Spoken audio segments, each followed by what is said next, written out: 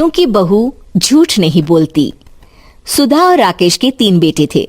शादी के बाद तीनों माँ बाप से दूर रहते और सिर्फ त्योहारों में आते। माँ जी, पिताजी, अगली बार आप लोग हमारे घर आइएगा।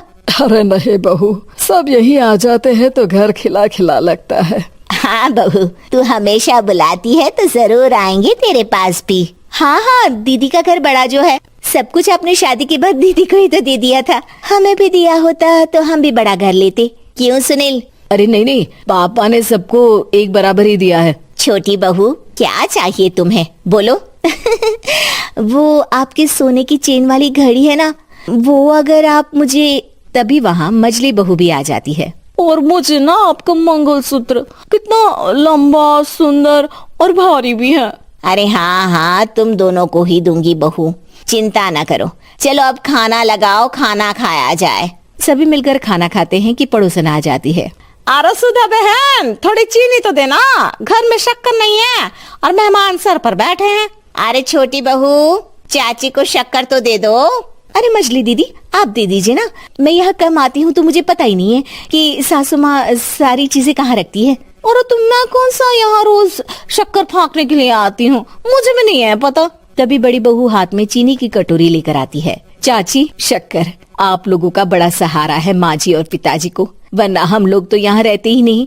आप जैसे पड़ोसी हैं तो हम निश्चिंत है। और जीती रहे बहू, आप तो ये घर पड़ोस कम परिवार ज्यादा लगता है।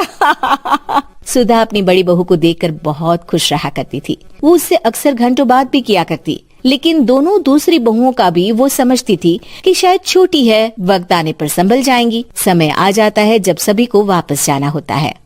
माँ जी, हम लोगों की फ्लाइट पहले है, हमें इजाजत दे। वो सास के गले लगकर चली जाती है। थोड़ी देर बाद छोटी बहू कहती है, माँ जी, मैं ना ये सोफे के कवर और चादरें ले जा रही हूँ, यहाँ तो ऐसी ही पड़ी रहेंगी। हाँ हाँ बहू, ले जा। और कुछ चाहिए तो बोल। और तो चाहिए बहुत कुछ, पर चलिए कोई बात नहीं, अगली बार ले जाऊंगी मैं। ऐसे ही मंजली बहू भी घर का बहुत सारा सामान ले जाती है। सभी के जाने के बाद सुधा राकेश से कहती है, घर कितना सूना लग रहा है ना। हाँ, और खाली भी। तुम्हारी दोनों बहुएं सब बटोर गई।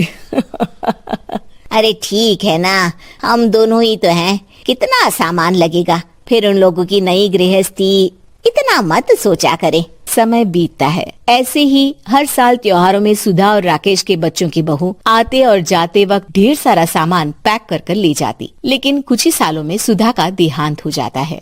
पिताजी, आप यहाँ अकेले क्या करेंगे, हम लोगों के साथ चलिए। अरे नहीं बहू, इस घर में सुधा की यादें हैं, मैं उसे नहीं छोड़ सकता हूँ। अब तुम लोगों की माँ नहीं रही। देख लो, वैसे तो मैंने उसके जीते जी सब कुछ दे दिया है, लेकिन कुछ उसका पर्सनल कीमती सामान था जो ये है, ले लो।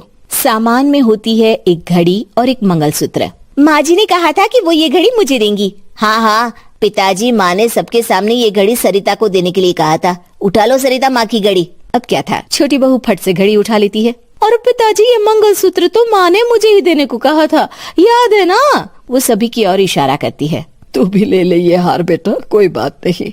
मंजली फटाक से हार उठा लेती है। ससुर बड़ी बहू की तरफ देखते हैं। तुझे क्या दूं बेटा? पिताजी, माँ ने एक चीज मेरे लिए भी रखी है। सभी के कान खड़े हो जाते हैं कि आखिर सास ने क्या रखा होगा बड़ी के लिए। अरे माँ जी तो दीदी से प्यार भी ज्यादा ही करती थी, हमेशा उनसे बात किया करती। जरूर कोई बड़ी और अपनी प्रिय चीज दी होगी दीदी को। और देख लेते हैं ना, वरना तो हम भी बराबर का बंटवारा करेंगे। हाँ, कर लेना बंटवारा। लेकिन बड़ी बहू बताओ तो, सुधा ने क्या रखा है तुम्हारे लिए? अभी तो हम लोग यही हैं पापा जी, जब जाने लगेंगे तो बता दूंगी। बड़ी बहू के मुंह से ये बात सुनकर बाकी 2 बहुएं सोचने लगती हैं कि आखिर क्या है जो दीदी को सासू माँ देकर गई हैं। दीदी, ऐसा तो नहीं ना कि पूरे घर का आधा हिस्सा माँ बड़ी भाभी को देकर गई हो। तभी वहाँ ससुर आ जाते हैं। नहीं, ऐसा कुछ नहीं है। मकान तो तुम तीनों का बराबर से है। देखो, बड़ी बहू से तुम्हारी सास ज्यादा जुड़ी थी, न जाने क्यों घंटों बात किया करती थी। पता नहीं क्या देकर गई है उसे। और ससुर जी, आपको क्या पता, चालाकी से पूरे घर के पेपर में साइन करवा लिए हो, या फिर कोई छुपा गहना। आखिर मकान पूरा तो आपने सासू माँ के नाम ही कर रखा था ना। अब घर में ये सस्पेंस बन जाता है कि आखिर बड़ी बहू क्या लेकर जाएगी। फिर वो दिन भी आ जाता है जब बड़ी बहू के जाने का समय हो जाता है। बेटा, परसों तुम चली जाओगी, बताया नहीं, माँ ने तुम्हें क्या दिया?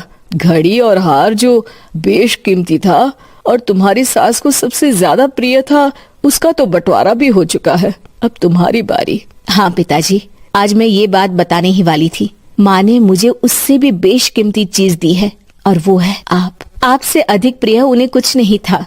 माँ चाहती थी कि आप मेरे साथ रहें। चलिए पिताजी। बेटा, मेरे पास तो कोई पेंशन भी नहीं है और ना ही कोई प्रॉपर्टी। लेकिन आपके पास संस्कार है पिताजी, जो मेरे बच्चे आपसे लेंगे, तो आपको ले जाने पर स्वार्थ ही है मेरा। चलिए ना पापा। सभी के सामने पिताजी बड़ी बहू और बेटे के साथ उनके घर चले जाते हैं। उम्मीद है कि आपको हमारी ये कहानी पसंद आई होगी। कृपया हमारे चैनल को सब्सक्राइब करें और सभी अपडेट्स के लिए बेल आइकन जरूर क्लिक करें। और हाँ, वीडियो लाइक और शेयर करना मत भूलिएगा। Bye bye.